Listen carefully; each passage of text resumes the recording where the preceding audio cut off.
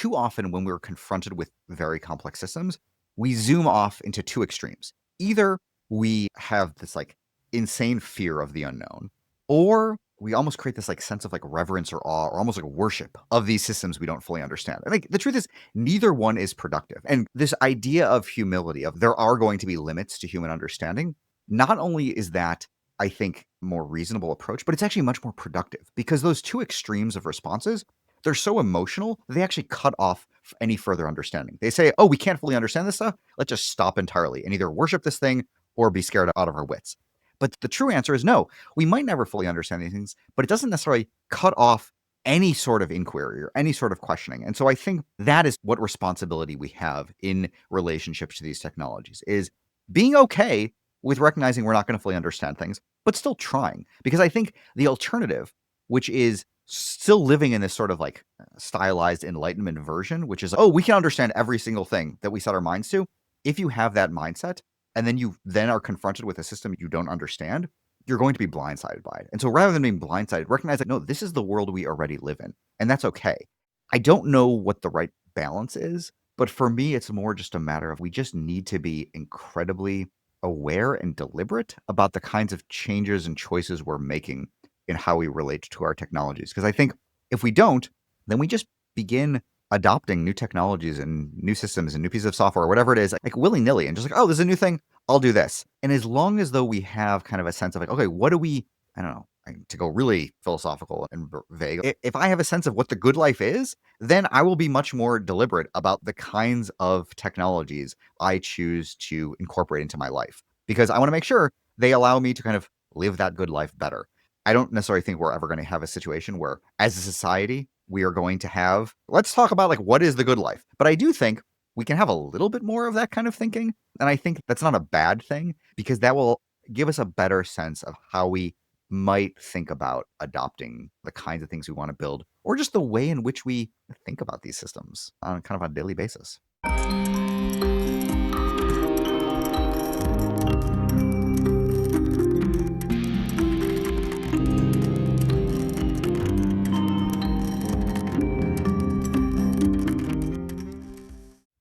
Welcome to the 26th episode of Humans on the Loop. I'm your host, Michael Garfield, and this week we talk to scientist, author, idea import-export professional, and my friend Sam Arbesman, weaving together and plucking at the idea strings in his latest book, The Magic of Code. It's almost trite these days to mention Arthur C. Clarke's third law, that any sufficiently advanced technology is indistinguishable from magic. But if it is trite, it's because we feel the truth of it in our everyday lives. As Sam observes at length and in depth in his work, yes, we are living in a magical age. Even if the pre-modern maps don't translate perfectly onto the present day, the history of software environments that form an increasingly significant, if often invisible and frequently misunderstood layer of 21st century life checks all the boxes. Arcane? Powerful? Anchored in the application of language to the transformation of consciousness? Practiced by warring esoteric white hats and black hats? Summoning both wonders and monsters? Theoretically accessible to anyone but harboring bottomless complexity? All of the above and more. A core theme of this show is that magic is code poetry and code is magical working. As natural language and brain-machine interfaces become more common, what we say and even what we think will shape our built environments. The gap between what we imagine and our physical reality is shrinking. As software eats the world and biology becomes the domain of culture, virtual environments spill out into shared spaces, and it's up to us to reimagine initiation for an age of cyborg wizards.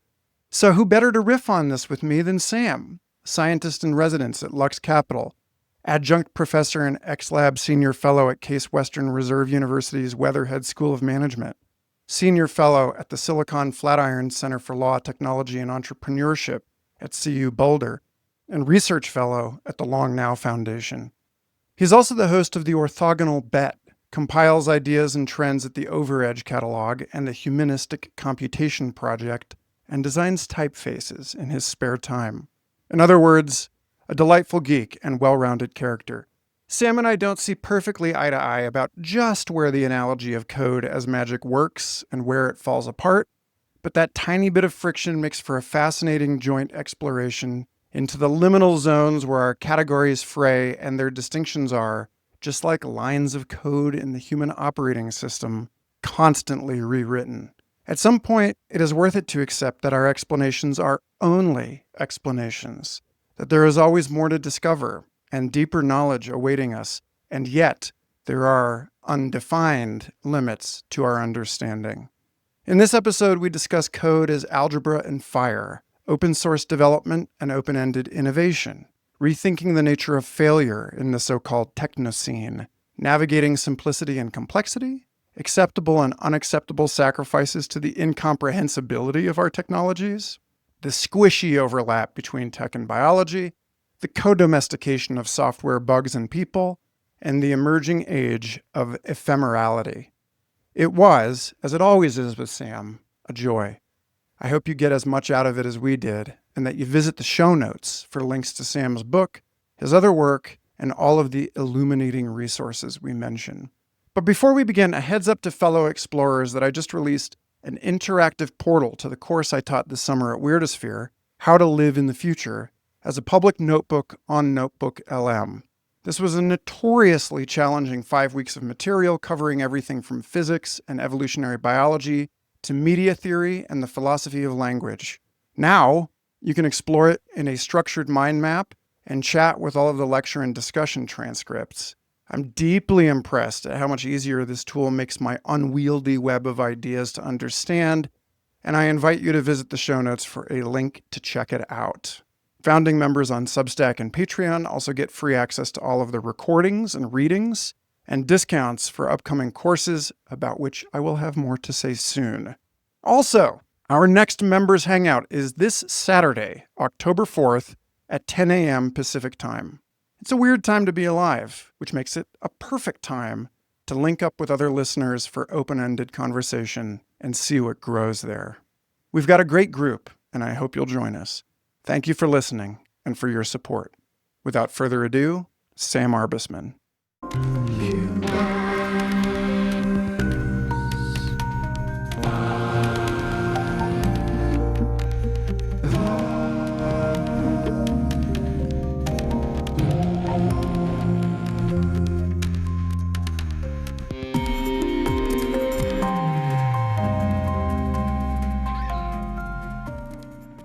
I was just finishing up a recording of the Lux podcast, and so I was wrapping that up. Yeah. Insane. I was just talking with Lawrence Lundy Bryan. Okay, yeah. We He's super hit it fantastic. off. And I said, I'm talking to Sam next. And he's like, oh, I was just on that show. It was great. And I'm like, I don't think I'm going to be on that show. You can Sam's be on that my show. We can definitely have you on there. I think it would be great to actually have you. Hell, I'm going to write a note to have you on the Lux show. So what happened was, so we have the main risk gaming podcast. That's kind of like the main one. Mhm. And then I had started doing this little series called the Orthogonal Bet within our main podcast. And we realized that the main episodes were like about geopolitics and kind of pessimistic. And then there was mine where it was like, I'm talking about science fiction and SimCity and just weird stuff. And they're like, these are very different audiences. And so they turned it into its own thing. And and so now, so it was spun out a couple months ago, and now it's its own thing. Do you have something in your, do I have something in my teeth? Or you're trying to, okay. I've got a bag of macadamia nuts here. Okay. Oh, macadamia nuts are amazing. But yeah, so I was just, do you know Clive Thompson? He writes for Wired and the New York Times. I don't know him personally, but yeah. He's awesome. And so we were talking about coding and just kind of like the future of that and everything like that. And then, but yeah, you should definitely come on for Orthogonal. But yeah, that would be fun. Doing that one. Yeah, I'm talking to someone next week who wrote a novel about that, like where everyone kind of, it's like 7 years after it's been revealed that everyone's living in a simulation. And now people are just like taking a bus tour of all the weird glitches in America. It's amazing. Dude, that's great. That's like straight out of your book. Yeah. So this is the kind of stuff I love. So yeah, Lux is very supportive of me just talking to all these weird, interesting people about this stuff. So that's great. Yeah, I mean, I probably can't help but get into this during our conversation because it's so fresh in my mind. But Lawrence and I talked about thinking through evolutionary biology about how the future of work is actually an economy of play. And so I've been like gathering notes for an essay on this about like jobs are done Yeah, but yeah. human labor isn't done. Human labor is just going to be kind of like whatever you want. Yeah. And like that. Oh, I think about, yeah, and as you could probably tell from the book, I am deep into the world of Star Trek. And so I think a Yeah. lot about like, okay, in this post-scarcity world, what does this mean? How do we think about work and meaning and purpose and all the and Lawrence, yeah, he's thinking about this too. And he got like really deep into this by like deep research, basically, like slapping him across the face and saying, like, the AI world is here. So yeah, I find this stuff fascinating. Well, right on. Sam, this is the first time you and I are on public record. I I always think feel so. bad I can't share the secret conversations we had with you. But yeah, man, look at this. Oh, wow. This is what happens when I don't use a highlighter on Okay. a No, book I but this is like. good. That's I'd rather have that than kind of the pristine, like the untouched book. Yeah, well, I mean, otherwise I end up highlighting half the book. That's And fine then too. it's not then what's the point? It's like Yeah. all I'm doing is and then I think about Kevin Kelly and he's such a Kindle enthusiast. If I'd have been reading this on Kindle, then highlighting half the book might have been useful to other people, but Yeah. there's no way to share that when it's just sitting. So anyway, yeah, the magic of code.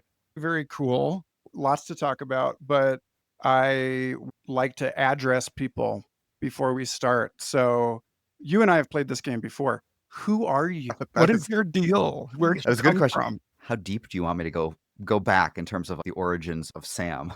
Yeah, I mean, well, you talk about, at least as it pertains to thinking about code, you talk about it Yeah. quite a bit in this book. So something that's like off the rails, that's not on the page here would be nice. Okay. Just an Yeah. extra bit. Yeah, and certainly one major touchstone in my life, I would say, was my grandfather. So he lived to the age of 99. He was a dentist and then a retired dentist, but he was also a lifelong fan of science fiction as well as science fact. Like I think he read Scientific American for something like no, sorry, I think it was he read Popular Science, I think for like 70 years straight or something crazy enough that he was actually featured in the magazine as like the longest reader or one of the longest readers or whatever it was. But he was this lifelong fan of science fiction, basically since the modern dawn of the genre. And so he transferred that love of science fiction and that kind of thinking about science and technology in the future to me. And I think he read Dune when it was like serialized in a magazine. He was like very early on, and you could really not surprise him by any sort of science fiction plot. But actually related to like kind of the code kind of stuff and how to think about it, I remember actually when and I don't think I included this in the book, around the time when the iPhone came out, I went with my grandfather and my father. We went to the Apple store to kind of check it out, to see this new thing, and we're playing with it. And my grandfather just looks at it and he goes, "This is it. This is the object I've been reading about for all these years, and like now it's a reality." And so yeah, so in terms of like my own what I do and my own deal, and so I grew up in Buffalo, surrounded by science fiction and computing and kind of these thinking about science and all these different ideas. Went to college and grad school. Initially planned on doing kind of a traditional more academic career, and then kind of swerved because I realized my interests were too interdisciplinary to fit into anything kind of traditionally academic. And I also liked writing and engaging with the public as opposed to just other academics. And so I kind of switched into the foundation world, and so now I work for Lux Capital, this large venture capital firm, as their scientist in residence, which is kind of a fun title. But basically, my job is to really survey this science, like the frontier of science and technology, and find individuals and communities and weird topics that could be relevant, maybe sometimes only several years down the line, maybe sometimes like they're not actually even good investment bets, but they're just kind of things that are worthwhile thinking about. And so as a result, I get to kind of live a lot of the earlier things that I've been thinking about, like actually engaging with science fiction and thinking about, okay, are some of the things that we've thought about for decades a reality? Are the things that we wanted, are the paths that we hoped we would move towards the future actually becoming reality or becoming more distant than ever before? And so, yeah, I get to have this experience like smashing together lots of different topics together and seeing what happens. It's like a particle accelerator, but for ideas and kind of smashing them together and doing an import export of ideas and people. And yeah, and I don't know, that is a long way of saying I'm not really sure what my deal is, but I'm having fun playing with ideas and writing and yeah, engaging with the stuff. Yeah, there's the idea import export starter pack that includes the black V-neck, I think. So yeah, it's funny because like I was saying, I was just talking to Lawrence Lundy Bryan, and I was like, oh yeah, he's a research analyst. I'm always like trying to find the language for the illegible. And I was like, oh, research catalyst. That's the thing. So in the spirit of research and catalysis, I just want to start actually trying to stitch some of these bits in your book together, talking about the magic of code. an area of shared adoration. You say computer code is not concrete, it's not steel, but it's also not just text.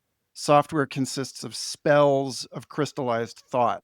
And then a few pages later, you talk about enchantment and disenchantment, that the worlds of enchantment are really wonder, and disenchantment have existed alongside each other in the realm of computing. The utilitarian road of state and corporate coding has always run beside the path walked by those delighted by the wonders of these machines, those who have played with computers at a more human scale. And then the next chapter is about getting into the alchemical analogy, algebra and fire. Argentine writer Jorge Luis Borges was prone to highlighting the intersection of algebra and fire, where the logical and rigid meets the fiery and living. In my view, computation itself, this animated logic, is algebra mixed with fire. So this is the left brain, right brain terrain I want to traverse with you, and Sure. take this wherever you will. But the information is in the difference between like efficiency and curiosity, or the way that we use technology for leverage, and then the way that we use it to screw around.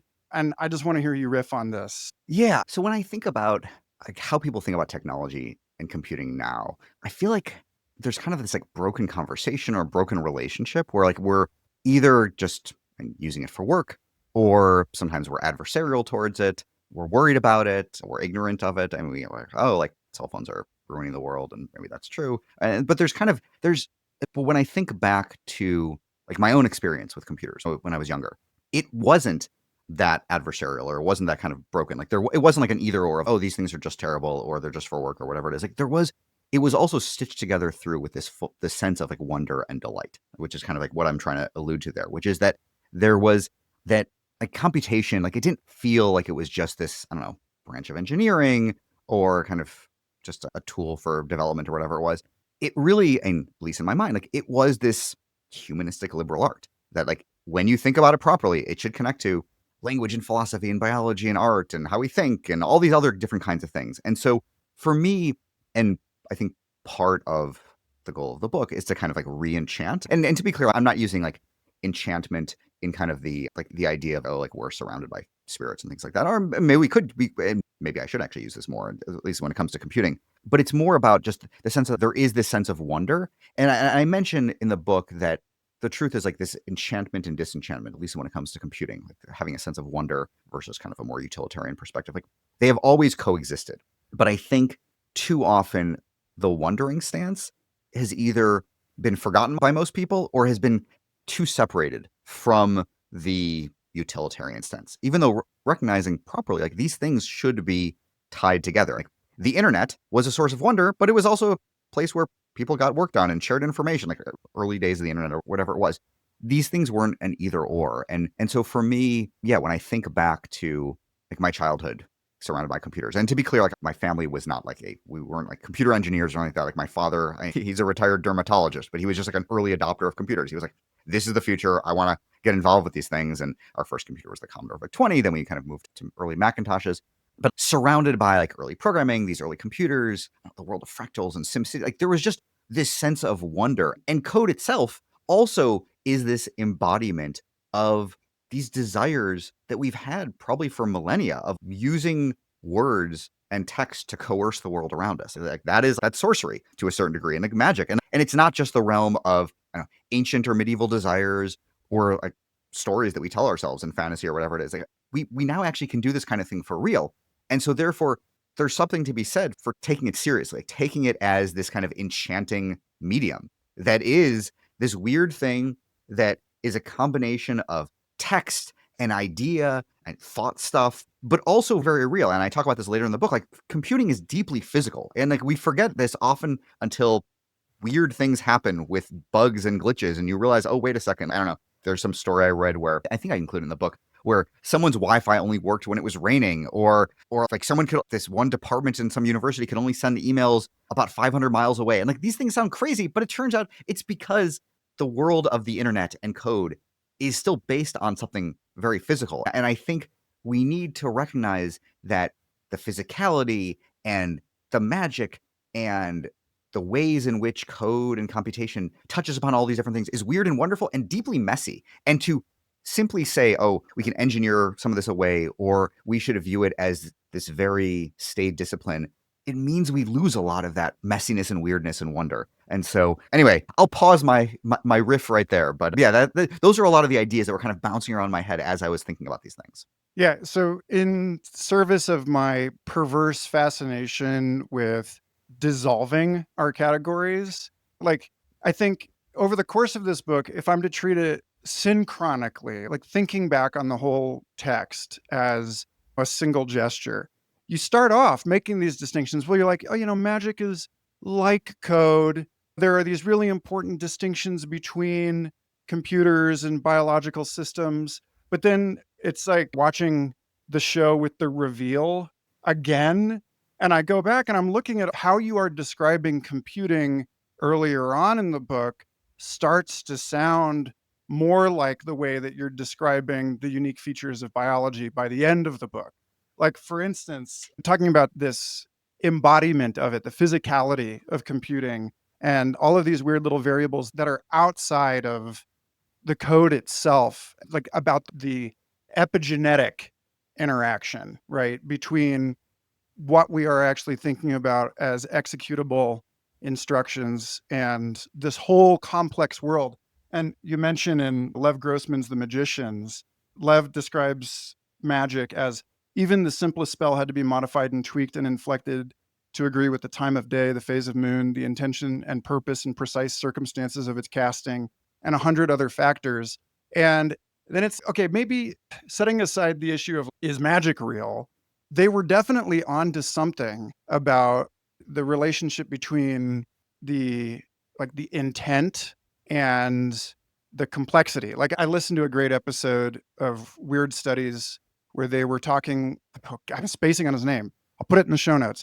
They were talking with a chaos magician, and they were saying that chaos is the underlying reality in which we are tunneling with our ideas and our theories. And it sounds a lot like the chaotic dynamics of, like, later on in the book when you're talking about strange attractors in biological systems. And you're like, well, we can't really predict precisely what goes on in real complex systems with world models, but they give us plausible constraints. And so, yeah, there's this relationship between the granularity of our understanding and then the way that you make this point that it's not just about writing code. It's like the debugging and maintenance is like the lion's share of this, the effort of working code.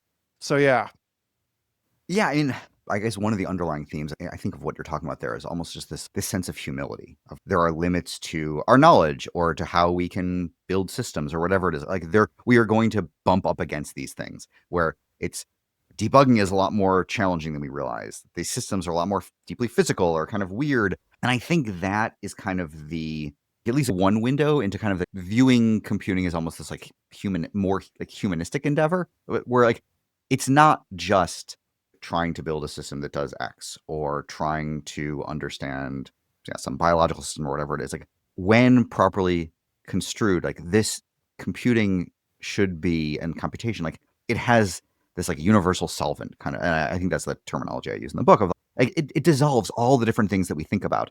And then hopefully will in turn, at least in my mind, give us a better sense of hopefully ourselves and like our own limits. Like when you think about these things, then you learn, not only do you learn about a lot of different topics, but hopefully you learn about how humans kind of relate to the world and kind of where our place is and what we can fully understand, what we cannot understand. And I use the example of the field of philology. And so it was kind of this like all-encompassing humanistic domain of, it was like, and it was like studying like the history of languages, but again, incorporated history and anthropology and archaeology and linguistics and all these different topics. And then it kind of fractured. And then we kind of went to, okay, each of these are their own different disciplines. And I think there's something good about having expertise and specialization, but you also lose something when there is that fracturing. And I think computing has a little bit of that same thing as well, where like early days of computing, and you look at this like when people were like early on talking about AI and like people were coming from all different fields and talking about different things and it was kind of messy. And then it kind of became this thing in the world of engineering or the sciences, or maybe related to mathematics. And it is all those things, but it's also so much more. And going back to kind of the humanistic stuff and the humility, I think being willing to smash all these topics together gets you to take some of these things seriously, realize where these things break down, where the underlying chaos really is that we can't fully understand, and and just kind of appreciate it. Like, it's not one of these things where like you have to then have a single answer of, okay, what is computing? How do we think about computers? How do we think about technology and humans and relationships? I don't have the answer to it, but we should just think about it a lot more flexibly and openly, and just with a sense of, I don't know, wonder and delight. Kind of to go back to that, I think we need to just be a little bit playful in how we think about these systems, because we don't fully understand them. We don't fully understand the full range of applications these tools can have. And I think that's a great thing. Like, it's amazing. It just means there's so much more to be able to do.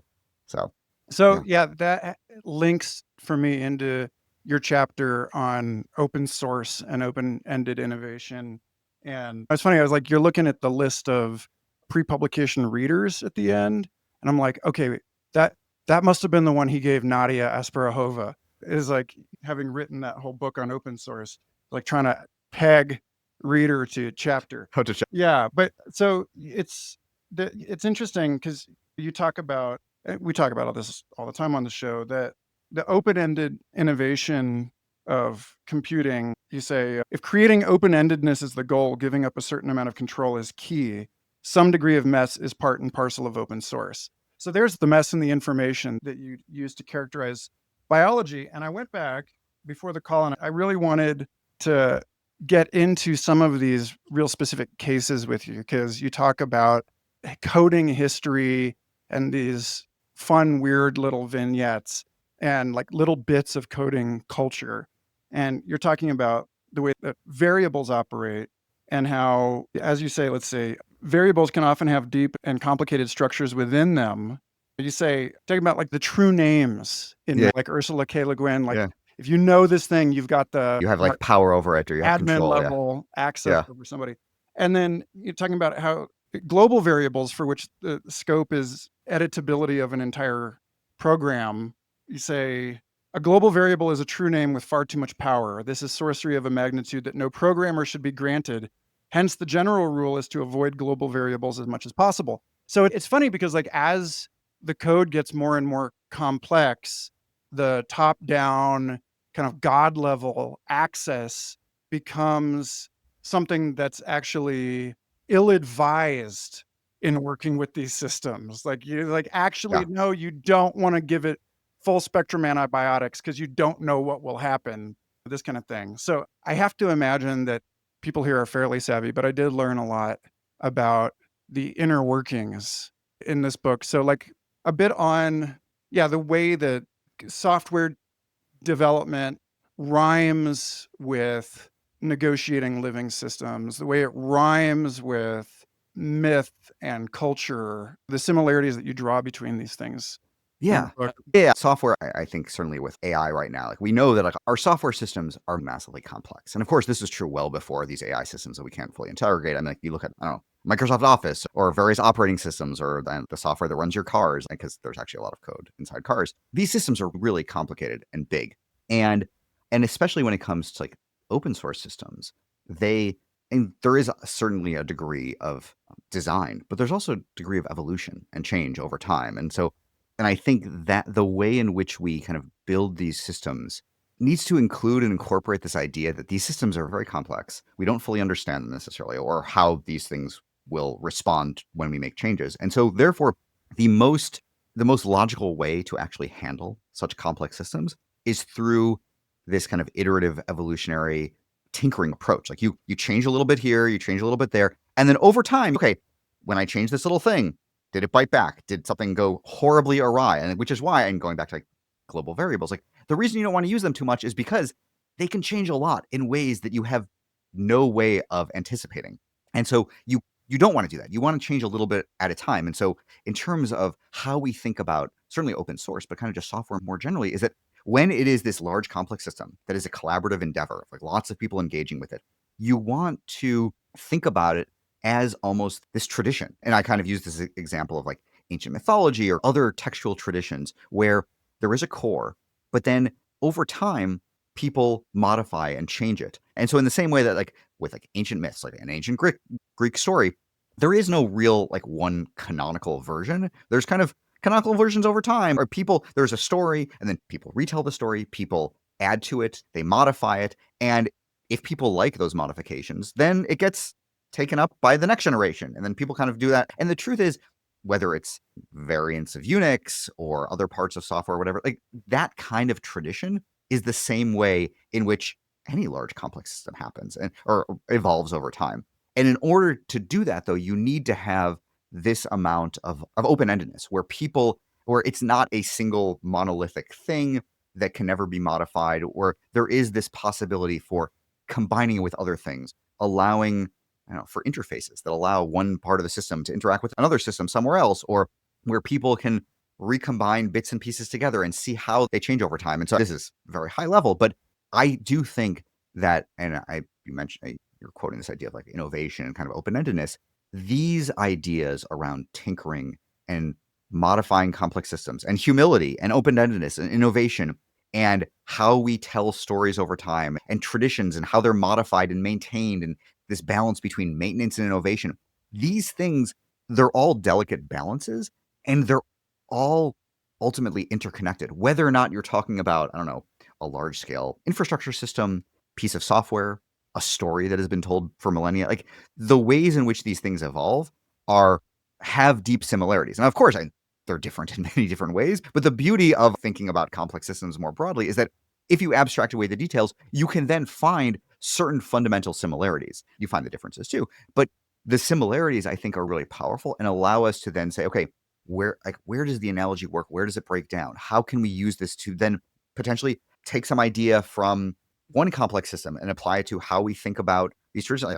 Like, ancient mythology has worked really well for millennia or whatever it is. Can we use some of those ideas for how we think about software or whatever it is? And so I think there's this deep power to finding the similarities between these systems that are all they're large complex systems that evolve over time. And so I think there's really something interesting there. So being somebody who loves this, you're talking about how debugging as a kind of, you don't use this term, but it seems to me like kind of a spiritual practice. In your chapter on confronting the edges of software and how even Ada Lovelace's first computer program ever had bugs in it that people found out years later, but she couldn't find them because she couldn't run the code. Yeah, it was very understandable. Yeah, so there's this, you talk about how to augment the debugging process, some software engineers actually inject failure into the system in order to learn. That it's, once it crosses from complicated into complex, then you have to bring noise back in. And you talk about in the history of computing, the original book of random variables, that there's like a paper book of randomness. And it just strikes me that, as we go up this curve, that taking shots in the dark or like tinkering, as you said, becomes more important. I love this joke you tell. A software engineer walks into a bar, he orders a beer, orders 0 beers, orders 9,999,999,999 beers, orders a lizard, orders -1 beers, orders a first real customer walks in and asks where the bathroom is, the bar bursts into flames, killing everyone. And it's okay, so failure injection. The last piece here in talking about tools for thought, you say helping people wrap their heads around AI. AI can provide a kind of engineered serendipity or even augmented imagination. And one of the themes, the big motifs of this show is that maybe we're thinking about advanced computing in the wrong way by trying to use it primarily as a tool for prediction and primarily as an enhancement of our leverage, because what it seems to be doing is it's like the fire and the algebra grow together. And that once the quote unquote algebra of these systems exceeds our ability to understand them, the fire exceeds our ability to predict them. And so, I'm curious how you're thinking about the culture around computing and this balance over time of the left-brained instrumental approach and the right-brained intrinsic approach. And maybe it's just because I am undisciplined, but it seems to me like at the human scale, games, and I know you talked to Chaim Gingold on the show, and so did I, like that play is edging out over games in the sense of clearly specified win conditions. That the success of SimCity and the success of complex system science shows a tilting of the scales toward fuck around and find out in the way that we relate to technology. Yeah, let me think about this for a moment. Certainly, as these systems are getting more complex, there is this need to give up a little bit of sense of control. Like whether or not we had control in the first place that's one thing. But separate from that, we have to kind of give up the need for control or relinquish a little bit of it because we need to be more comfortable playing with these systems. I mentioning with SimCity or whatever it is, like one of the ways in which we think about these systems and understand them is sometimes through a sense of play. And actually, there was this book, probably now it's 20 years ago. So Stephen Johnson wrote the book, Everything Bad is Good for You. That's about, I think the subtitle is something to the effect of like why today's popular culture makes us smarter. But in one of the chapters or one of the sections, he talks about how games kind of teach you this sort of almost like scientific method approach to like where you're in playing a computer game, you are interrogating the edges of the system and trying to understand where it works, where it breaks down. And then from there, you can hopefully beat the game. And I think, and going back to what you were talking about in terms of injecting randomness and injecting failures, like that is a certain element of that kind of process where we are trying to understand the system through sometimes seeing where it fails. And I think there's this complex interplay there between, I'm going to keep on harping on this idea of like humility, but it's like the idea of like humility, limited understanding, playfully experimenting with the edge cases and the boundaries of a system in order to actually learn more or build something better. And so I'm not really sure it's kind of an either or there in terms of like right brain versus left brain. Oh, we're going to play with it. And certainly, I mean, there are many aspects of computing that are very playful. There's a whole realm of creative coding and things like that. But it's also deeply intertwined with the rigor of computation and kind of like iterating things many times. In the same way that sometimes injecting error and randomness into a system is part of the process of making a piece of software better. And so I don't necessarily think it's an either or, but I do think that when people think about software and computation, they have to recognize that it involves error, edge cases, unexpectedness, messiness, and humility, because in the end, like we understand certain systems pretty well, but once things become a certain level of complexity, we're not necessarily going to understand these things fully. And at that point, it becomes incumbent upon us to kind of take this almost like more like philosophical approach to these systems and say, okay, we're going to do the best we can. We're going to try to make these things rigorous or understandable as best we can, or at least reliable. But going back to the little joke that I mentioned in the book, these systems are, and to kind of borrow a phrase from certain aspects of like the physics literature, they're robust yet fragile. They're robust to all the things that we've anticipated, but they can be entirely fragile to the few exceptions that we could never have possibly imagined. But of course, those are going to be the few things that actually the system does encounter. And so you kind of have to have this balance of saying, okay, we're going to try to make these systems as rigorous and solid and robust as possible. And in order to do that, we're going to have a certain amount of playfulness and edge cases and failures and randomness. But we're also going to recognize that this is a constant process. And we're kind of like asymptotically approaching a set of reliability and understanding rather than it kind of being this binary condition where we didn't fully get it right, and now we got it right, and now we're done. So the sweet spot, right, between these things, I want to link that to the piece in your chapter on numerical modeling, and you reference William Alonso's 1968 article, Predicting Best with Imperfect Data, and other authors that talk about this curve where the more variables you try to include in your simulation, the more likely that a measurement error in one of those variables will throw the entire output of that simulation. And then in science, there's that relationship also between like high compute time and complexity required for effective prediction versus the efficiency of like a parsimonious theory.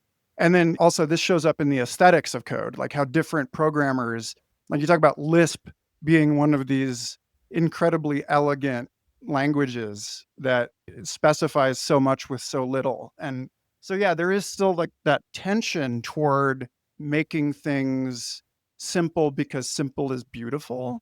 And there's also this like veracity to fly as high as we can, see how many variables it takes before it starts spitting out not garbage. I don't know. Just to set the expectation moving forward, I don't know, I'm like putting questions together so much as giving you little bits of your book to chew on in response to your last thing. Yeah, no, these are good provocations. Yeah, I think we definitely have a bias, like just in our minds, like towards simplicity and beauty. And the question becomes whether or not that accords with the actual reality of the universe. And certainly the simple explanations for the world, like in science and physics and things like that, are going to be simpler just because it's like the low hanging fruit. But the world is deeply complex and weird and like full of all these edge cases that we were talking about earlier. And so when it comes to like simulation, actually there's some research that shows that when it comes to like large AI systems, like where that curve, it kind of goes up, and then actually if you add huge amounts of data and or variables and the different parameters, then the error actually goes down again. But at the same time, though, you're sacrificing something, and one of the things you're sacrificing is understanding. Because I mentioned this in terms of like when we think about what these models are for, sometimes they're for prediction, and prediction is really powerful and something that we want, and like we want it to understand and the weather really well or certain things around mobility. These things are really important.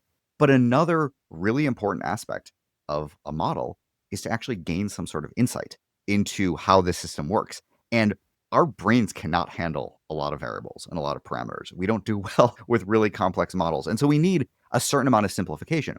And so a model, even if it's not that precise, can actually be very powerful as long as you're not thinking of it solely in terms of prediction. And I think this kind of goes back to one of the ideas going back with like games, like SimCity, for example, like a drastic simplification of a city. And in some cases, and a lot of the models and the ideas behind it, many people would argue are wrong or deeply flawed or things that they would not actually choose if they were kind of building their own SimCity. But for people who just want to kind of have some sort of intuition about how a complex system operates, or what are certain of the features you should be thinking about when you think about urban design or whatever it is, SimCity can be enormously valuable. Like you can just gain a certain amount of intuition around a system that bites back. And that in and of itself, whether or not it actually fits the way a real city operates. So like independent of that, because it might not fit the entire city at all, that can be really powerful and something really valuable. And so I think when we think about simplicity and complexity, like we kind of have to think about what we're using these systems for. And going back to even like programming languages, like you mentioned like Lisp is very elegant and very powerful. And I've used kind of like simpler versions of it. It's like Scheme, for example, which is related to Lisp in some way, but kind of its own thing, but it kind of has this similar sort of structure. The downside of the elegance is that when you're writing code, and I remember doing this, I think like my freshman year of college because we were learning things in Scheme, is that your programs look like just like a huge amount of parentheses, and there's just like parentheses everywhere. And you look at it and you're like, and you're trying to hold it all in your head. And it's really hard, but the language is very elegant, but it doesn't necessarily lend itself to certain types of expression. And so that's the thing. So this trade-off between simplicity and beauty, expressiveness, these are all, and what the goal is for a system or a piece of software, these are all things that have to be held in balance. And so, and like actually, I don't mention this in the book, but like one of the languages, Perl. It's a very at one time it was a very popular programming language. It's lost its luster, I guess, and currently in the past like decade or so. But I'm pretty sure the creator Larry Wall, like one of the things he talks about is like that Perl does one thing well, which is it takes ideas from a ton of other languages, and so it's not trying to be pristine. It's just trying to allow you to do certain things. Now, I was never a big user of Perl. It was kind of messy, and I had issues with it. And so you always, whether or not where that balance between beauty and usefulness lies, is I think always a kind of personal choice. But you have to really think about all these trade-offs in kind of how you use computing, how you try to understand the world, and and just in anything you're doing. There's always these trade-offs, and I think certain aspects of computing just kind of make it that much clearer in terms of understanding these things. I actually really like that section on recursion in Lisp because I was thinking about, okay, where is, like you're saying, you're having to hold it all together in your mind. And one of the places that it matters in real concrete terms. Again, like you go through the curve and then more data, more. And then finally you get back up to something that's predicting better again, but it's over the rainbow, right? The black box comes up a lot on this show, as I'm sure you can imagine. I like in your chapter on digital alchemy, you say, do you want a powerful system that can generate text or code or images? Then you must place a large corpus of humanity's creations upon its altar. I know you're not saying that these are actual demons, but of course, you make the point later that ideas like the simulation hypothesis are filling this need in human beings for a Yeah. myth. So let's just leave that to the side for now. This idea of the sacrifice of what we lose. You talk in your chapter on the spreadsheet about accessibility of programming. Like that, it's so basic. Most people don't even realize that they're programming. And throughout the book, you make a real case for software literacy. And then the last piece of this is you say, even if code becomes generated by software, we still need to take responsibility for it. If you don't know how a piece of code works or accept suggestions without interrogating them, something really can be lost. So I think of human language. I know through the book you're trying to keep these in their distinct buckets, but like in a much more general category of language that includes both human language and software code. Human language is more like Lisp in that it requires more of the head space, and that the more we're interacting with computers, the more things get redistributed. And I'm curious about this issue of responsibility, because the thing that made me realize that technologies were magical objects was that you cannot understand them mechanistically. You know that they work, right? That practical concern takes over. But because you don't know how they work, it has agency over you, which is, of course, the thing that, like, when people are saying it takes teams of thousands of people to build smartphones and that no one person has the like God's eye view of the phone. And so therein lies the opportunity for all kinds of dark patterns to control our behavior. And the question of how we legislate the effects of these technologies is a wicked problem. And then software literacy seems an unalloyed good, but even that is only going to take us so far. Like it'll only take us to the bounds of our ability to understand things as people.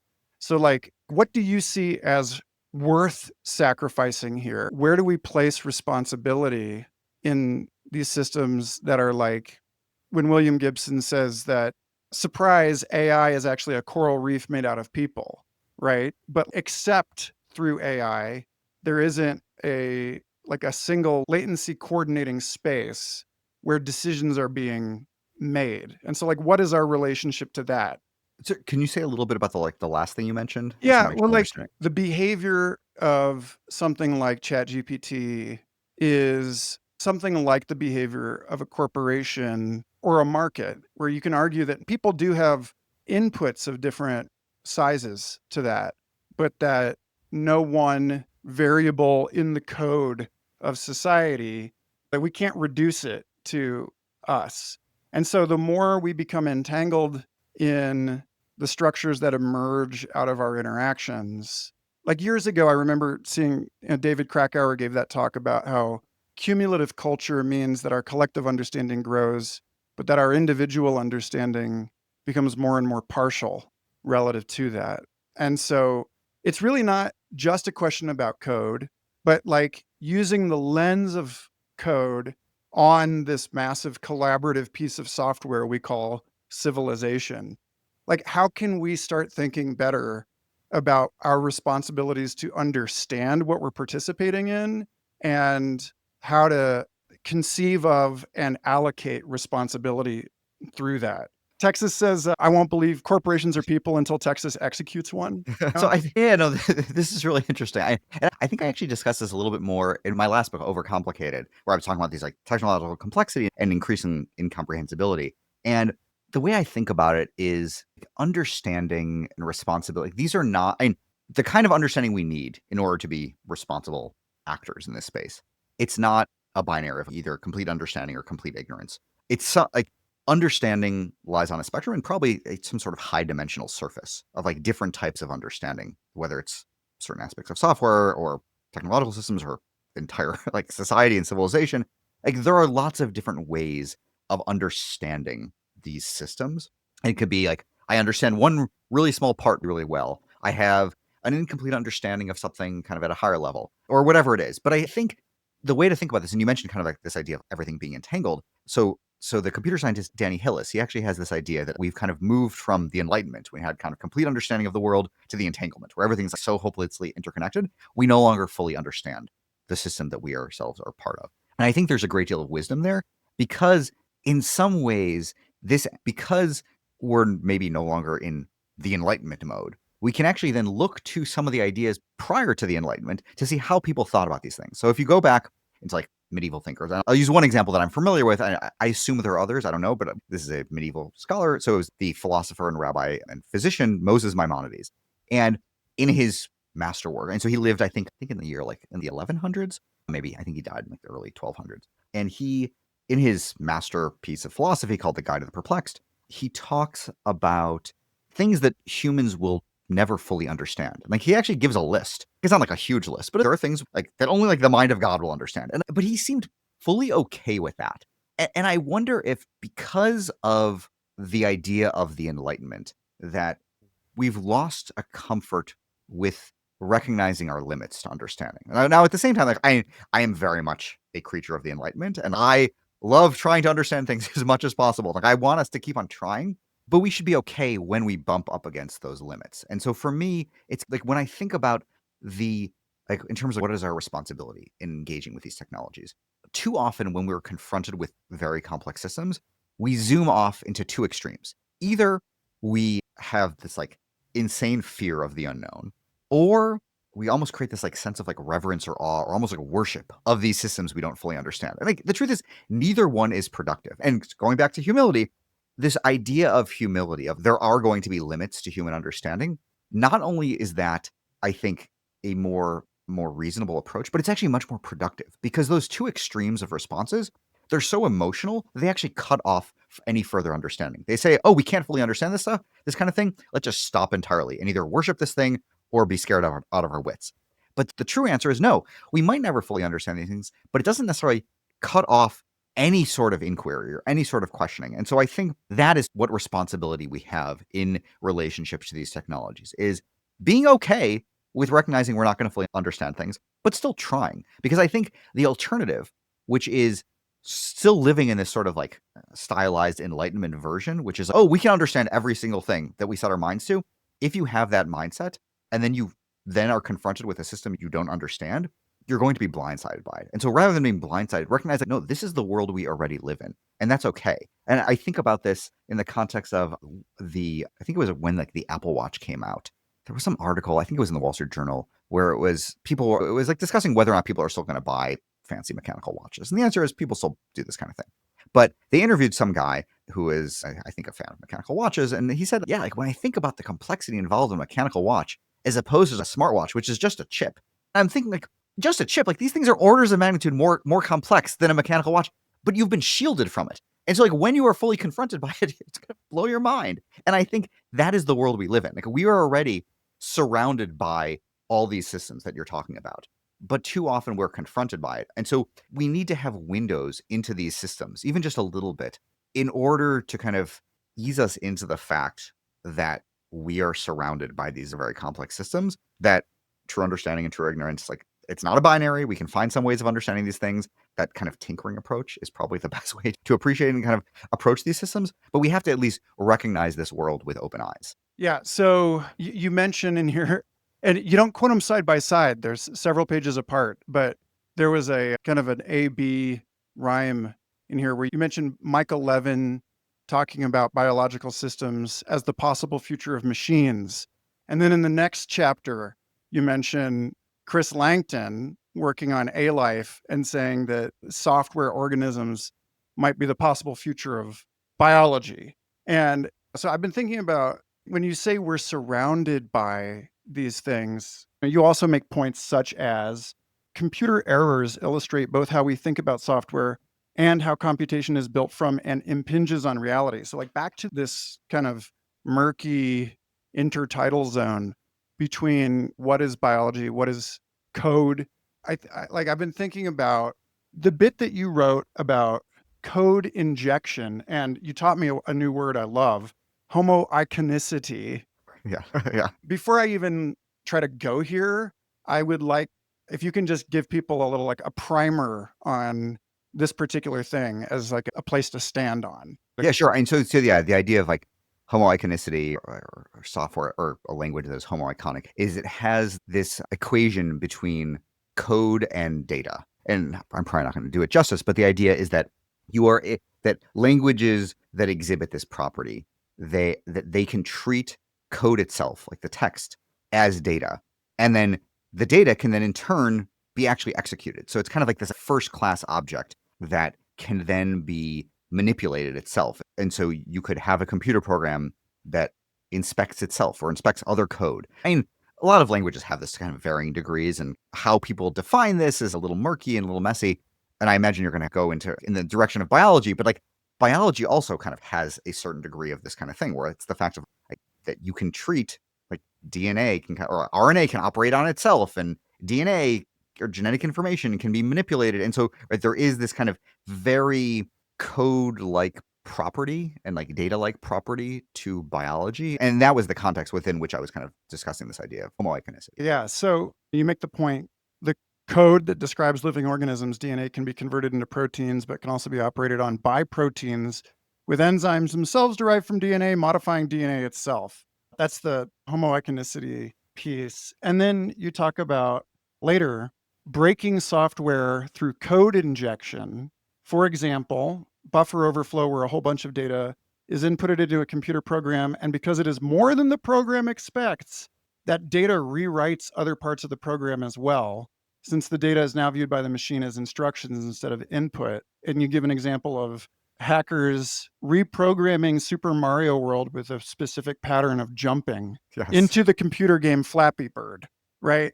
And so I'm thinking about that in terms of when we talk about the built environment, when we take a like post thinking of nature and technology as separate kind of view in which the flooding of oxygen into the atmosphere by early photosynthetic bacteria is deeply like modern industrial pollution. And they built an atmosphere. This is like that Lovelock and Margulis Gaia hypothesis. It's like, no, we're not the first industrial pollution disaster.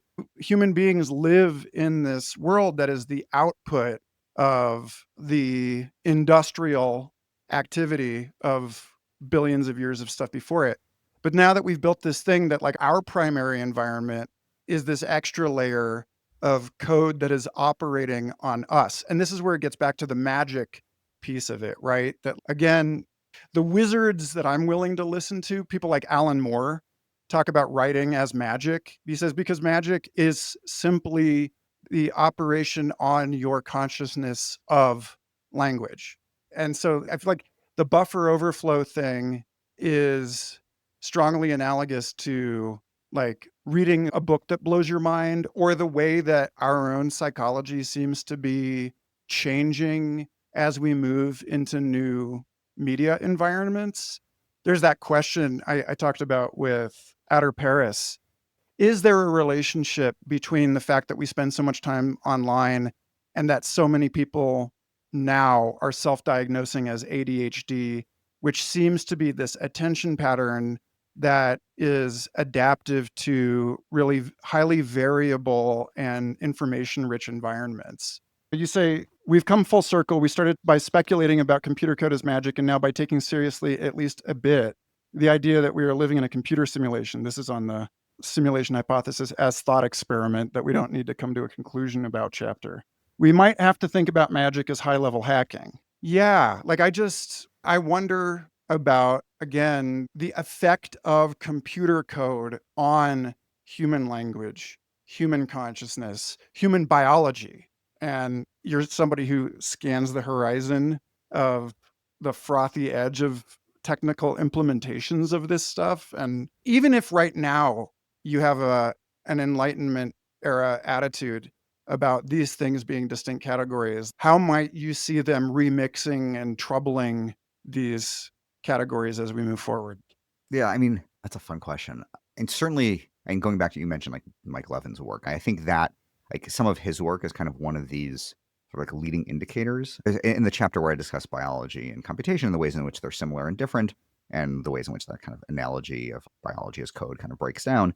One of the interesting things, though, is going back to what Mike Levin says, is like, if you, rather than viewing computing as a certain thing and then trying to shoehorn other aspects of our world into that thing. Oh, like we now understand computers, and so like the brain is a computer, or the cell is a computer, or whatever. Like, which is not really right, because the brain is its own thing, the cell is its own thing. If instead you say no, no, no, no, they're all just information processors. So let's, instead of trying to shoehorn the brain into a computer, instead say no. Let's think about how what the brain does, or what a cell does, or whatever it is, can give us insight into how broad computing and information processing can be. And so, kind of rather than trying to fit these things by analogy, expand our sense of what computers can be. And I think those are the really provocative approaches where we're saying, okay, let's actually try to look around and see, yeah, like rather than like where the boundaries are, like where these boundaries kind of break down. And so, whether it's looking at the entire Earth and how that processes information to a certain degree, or these kind of like you mentioned, like code injection, buffer overflows, kind of things. Like when I think about a lot of these systems and software and code, I'm always drawn to the edge cases. And so, and for me, like sometimes it's the edge cases because like you learn something new, like when it comes to debugging or whatever it is, or like the deeply physical nature of computers, or but it also can sometimes give you a hint of a new definition for the system.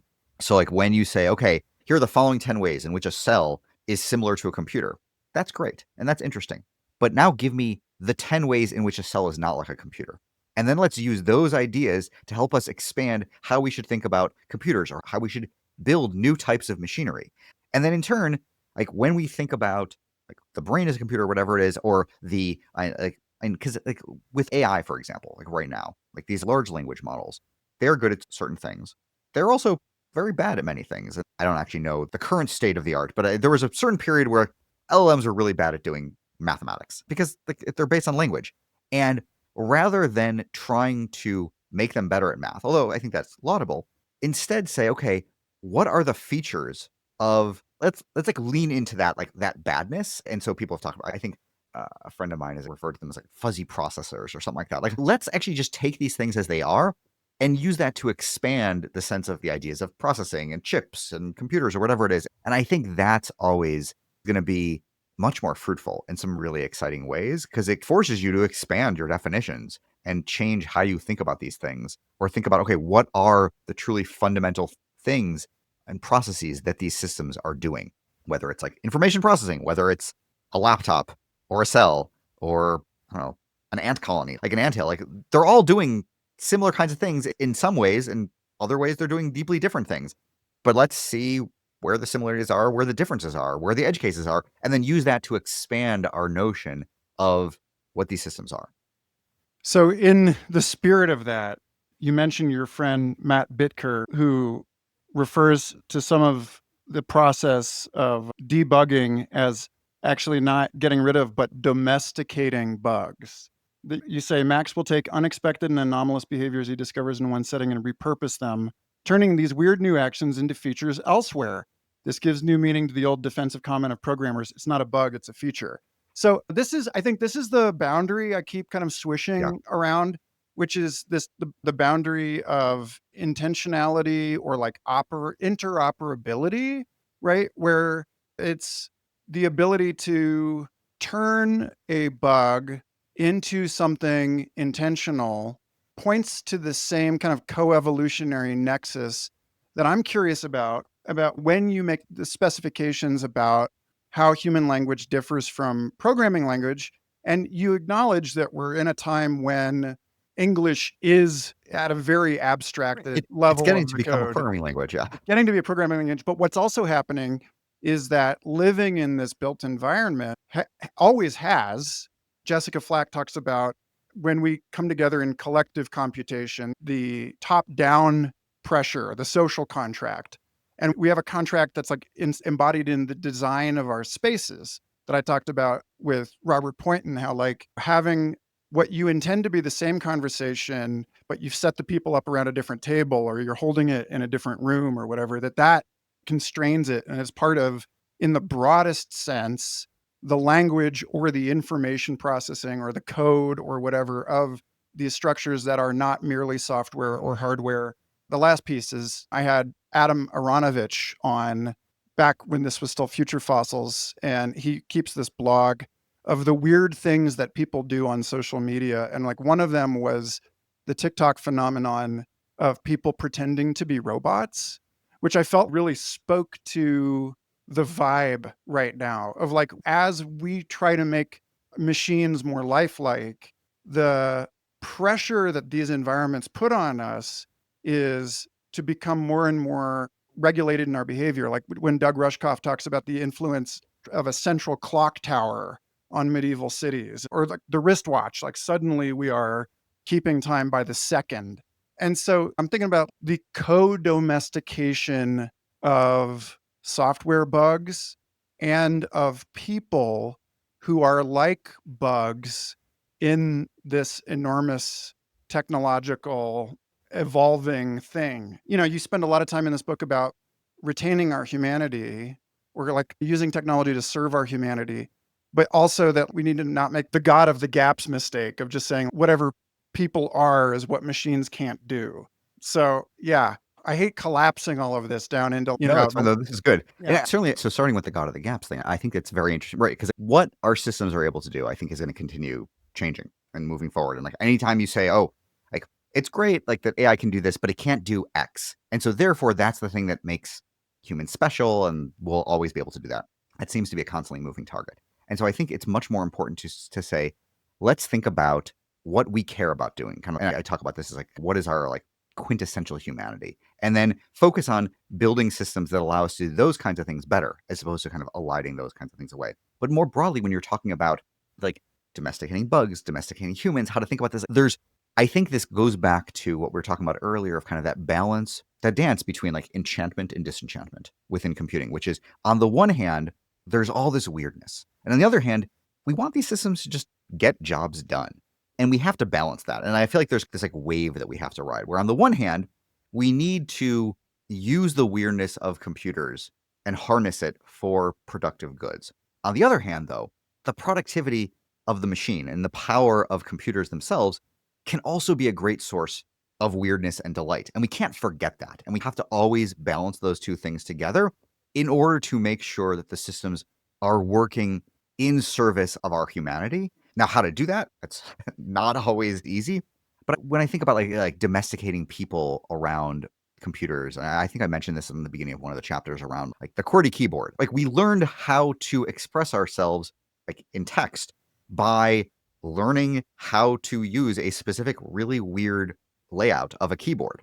It's not particularly natural. And programming languages are also not always natural. Like how do we, and so there's always this dance of like, how do we balance these things? Now, of course, and I say it's also like, on the one hand, some things might not be natural, but at the same time, we are also tool users. And like we're always just learning how to use new tools. And that sounds like a much better way of describing this kind of thing than bending ourselves towards a machine in some sort of way that's unnatural. And I don't know what the right balance is, but for me, it's more just a matter of we just need to be incredibly aware and deliberate about the kinds of changes and choices we're making in how we relate to our technologies. Because I think if we don't, then we just begin adopting new technologies and new systems and new pieces of software or whatever it is, like willy-nilly, and just, oh, there's a new thing, I'll do this. And as long as though we have kind of a sense of like, okay, what do we, I don't know, to go really philosophical and vague, if I have a sense of what the good life is, then I will be much more deliberate about the kinds of technologies I choose to incorporate into my life, because I want to make sure they allow me to kind of live that good life better. And I don't necessarily think we're ever going to have a situation where, as a society, we are going to have, let's talk about like, what is the good life? But I do think we can have a little bit more of that kind of thinking. And I think that's not a bad thing, because that will give us a better sense of how we might think about adopting these things or the kinds of things we want to build, or just the way in which we think about these systems on kind of a daily basis. So I think if I'm aiming for something specific here, not just with you, but like with this series, it's a frame shift, right? So like I just watched Monica Anderson, who I hope to get into dialogue soon, who's been working in AI since the 80s, hugely interesting person, shared this video this morning with Jeremy Utley, who's a design and innovation professor at Stanford. And this was a really, saying like 90% of people using AI are using it wrong because you can ask the tool, quote unquote, questions. And so you can interact with it in a way that refines your own questions, that helps you learn to speak its language. He says, like, instead of treating it like a tool, treat it like a collaborator. If it doesn't do what you want it to do, then you can converse with it and say, what kind of questions should I ask you in order to improve the output? And so toward the end of the book, when you're talking about the wisdom of computation, you say about these step changes between technological ecosystems like the horse and car. Technological change is not a simple extrapolation of what we have now, only a bit faster or sleeker. It will be qualitatively different. I keep going back to this qualitative difference about the thing that concerns me the most right now is the thing that Utley is saying is like most people are still thinking of this as an it instead of a thou. And so like when you say, we do what is easiest for us to do because the companies that have designed the hardware and software have incentivized these kinds of behaviors. Or if we really want to be glib, it's utilitarianism, but in terms of the utility that we as people are providing to the world of computing. We humans are the ones being used by these technologies and their creators.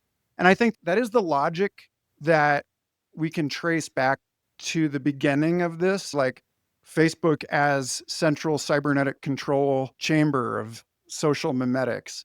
But the qualitative difference that you glance into in this book, and that we've been kind of dancing around this whole conversation, is one in which it's not about using or being used, because it's really hard to draw the line now. Yeah, there are important distinctions that we can still make, like you're saying, between what information processing looks like in silicon or in carbon. But we can't actually, like Joshua DiCalio says, epistemic specificity without ontological separability. Like this, we're part of this, and this is part of us. And so where does that kind of thinking take you when you imagine like the best possible outcome here? For me, it seems like the best possible outcome is it's Kennedy. Ask not what your country can do for you, but what you can do for your country, is still seeing you and your country as separable entities. And so it's like, we've got to get out of this master slave dynamic. Like we've got to get past the genie or the golem or the stuff that is, as you write in this book, deep in the mythic history of AI. So where does that put us? Yeah. Ooh. I don't know if I have a good answer of that vision. I'm drawn to, I don't know if I mentioned it in the book, but there's this poem by Richard Brautigan, the Machines of Love and Grace. I know he talks about like us living in some like cybernetic meadow all together or whatever it is. And I wonder, it sounds very like hippie, very much like of that moment, like when that poem was made.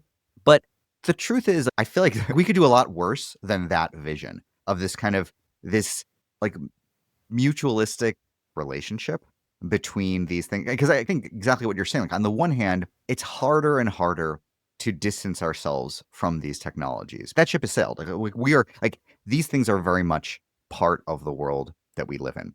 And like even when I think about when I was younger and was not surrounded by like the ever-present web and the internet in the same way that I am now, like it's hard for me to actually imagine that world because it's almost been so completely overwritten by the world that we have now, which is so different in some ways. And people talk about things in terms of like great stagnation or whatever. It's like certain major technologies around, I don't know, like cars and airplanes and dishwashers and things like that. Like they have not necessarily appreciably changed in 50, 60 years. But when it comes to information processing, that world is completely different. people play that down. It's like, oh yeah, like everything looks kind of the same versus you watch like some sitcom from the 60s or 70s, other than the internet and computers. I'm like, no, that's a huge portion of the way in which we spend our days and live in our minds. And I think there is this really deep cybernetic thing going on. And I don't necessarily think we can undo all that. And I'm not necessarily sure we even want to or we should. But in terms of like, what is the ideal vision, it's, I think, being able to, yeah, live in this cybernetic meadow or whatever Brodigan wrote, but it's also being able to imagine a little bit of the world without that. And so when I think about like people who observe some sort of like digital Sabbath or whatever, like where they say, okay, we're going to take one 24, 25-hour period each week and just live without some of these technologies. That is something really, really powerful because it allows you to see that this is not always the default. There are other ways of living. Now, the truth is, it's a lot easier to do that when you're doing it as part of a community. If you kind of do it by yourself, it can feel very isolating. And so do this kind of thing like deliberately and carefully. But I think there's something there of like being able to create this balance and like live in this world, but also periodically take some steps backwards in order to realize that it needn't be this way. And that therefore, the things that I kind of choose to add or remove should be done consciously. And so, and maybe the digital Sabbath is one of the ways of kind of providing that means to it. But yeah, anyway, that's a little bit of how I think about this. Yeah, the question of what to remove. I think the last bonus round point I want to touch on with you is that you end this book talking about, again, because research fellow at Long Now, Stuart Brand's in the bibliography. So I'm guessing that your thinking on this and mine are both deeply influenced by his book, The Clock of the Long Now, and his comments on the ephemeral nature of code. And you speak to this toward the end of the book about how the world that we take for granted in a particular paradigm of technology is transient and that we have a hard time imagining past it. And there's something about, like, if I'm going to take a temperature on the zeitgeist right now, it's about the way that moment and what Federico Campagna talks about worlding, like the way we make sense of the chaos. Like the future of ancient Rome is not us. And because their future was a different future and they're not really like in another weird way, like they're not really our past, like they are the like the simulated reconstruction from where we're standing.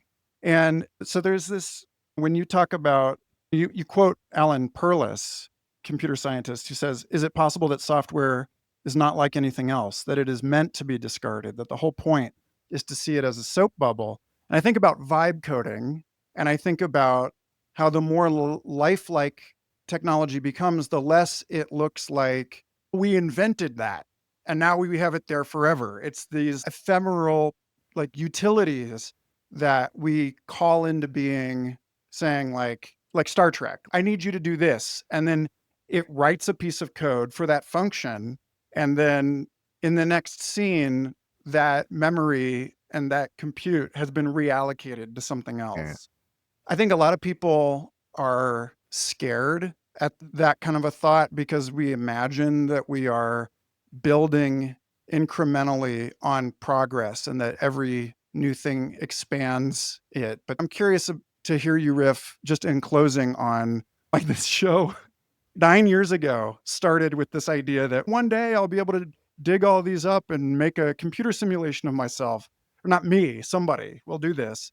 And then Rolf Potts, the renowned travel writer, said something that kind of broke my thinking on this, which I needed, which was like, when I asked him at the end, like, what would you say to the future? And he said, I'm not really sure that anything I could say would matter to them.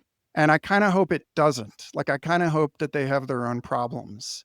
So, like, that's the interference pattern I want to leave you with and hear you think Yeah. about.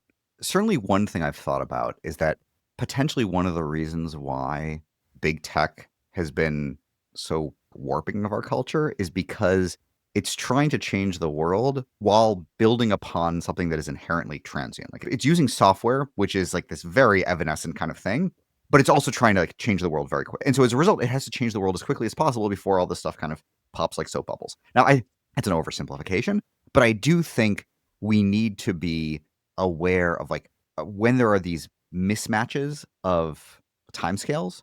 And I agree. I think it's okay to do things that are going to be ephemeral. I think I read something somewhere. I have no idea if this was based on a study or was just someone asserting it in some paper, but it was in some book. I can't remember exactly, but it was saying like the vast majority of humans are going to be forgotten, like I think 70 years after they die, which is basically it's because the people they knew after they die, like you're just completely forgotten. And that I think for some people can be enormously scary, but for other people, it can be almost liberating. It's okay. No, like, what you are doing will hopefully make an impact, but maybe it's even more important to make an impact in the here and now. And so there will be a change, but it's going to be progress in this much more like diffusive sort of way, which I've heard other people talk about as well. And I think that whether you're thinking about software and this kind of evanescence and soap bubble quality, or just kind of making impacts and changes more broadly, we need to recognize, right, that nothing is truly permanent, and that is okay. And if you kind of truly imbibe this and internalize this idea that nothing is permanent, maybe it gives you the freedom or gives you the flexibility or gives you just the ability to make an impact on the here and now. And whether it's building software that can get things done right now, and then you can just kind of float away, or you can do things not because you're hoping to be inscribed in the history books or creating monuments or things like, no, you're just trying to help the people around you and the people you care about and love. That can be enough. And you can still make an impact and it can still be very powerful, but it's a very different way of thinking. And then going back to kind of the Silicon Valley world, like I think it was Steve Jobs who talked about creating like a dent in the universe or whatever with his work. It's kind of crazy. I'm glad the Macintosh exists and the Apple computer is around, but I think that's wildly at odds with the way in which the world works. And so when we think about making an impact or making change, we have to just take into account like the world seriously. And that is the fact that everything is transient, and that's okay. And like now I feel like I'm ending on this very like Ecclesiastes moment of like it's all transience or vanity or whatever term you want to use. But I actually think that sort of like wisdom literature can actually teach us a lot about the way in which we should approach how we think about technologies. And I also think that when we think about technology more broadly, just as this thing that is evanescent or is personal or is something that we build for ourselves or for our loved ones, as opposed to it has to be something that has to be useful for every single person on the planet for decades or generations, we're going to have a lot healthier kind of relationship with technology. Yeah, I really appreciate how much of the Torah you bring into this book. Actually, I was like, this is precisely the like Jewish scientist style gloss I want on these ideas. Thank you. It's yeah, like you were saying earlier, like we have this opportunity to go back now and make sense of things in a new way with what happened before the great success story of the modern era. Now is the time to sit with that rhyme and see how we make sense of it. I don't know. Yeah. No, yeah. We're in an era of great change and a lot of interesting new things. And if not now, this is like what other time it would be more appropriate to actually look at previous generations and wisdom and other literature that we found that we have. Because these traditions, they speak to something permanent or perennial within human nature. And it's worthwhile examining. And you can kind of hold it lightly, you can hold it tightly, but at least it's worth looking at.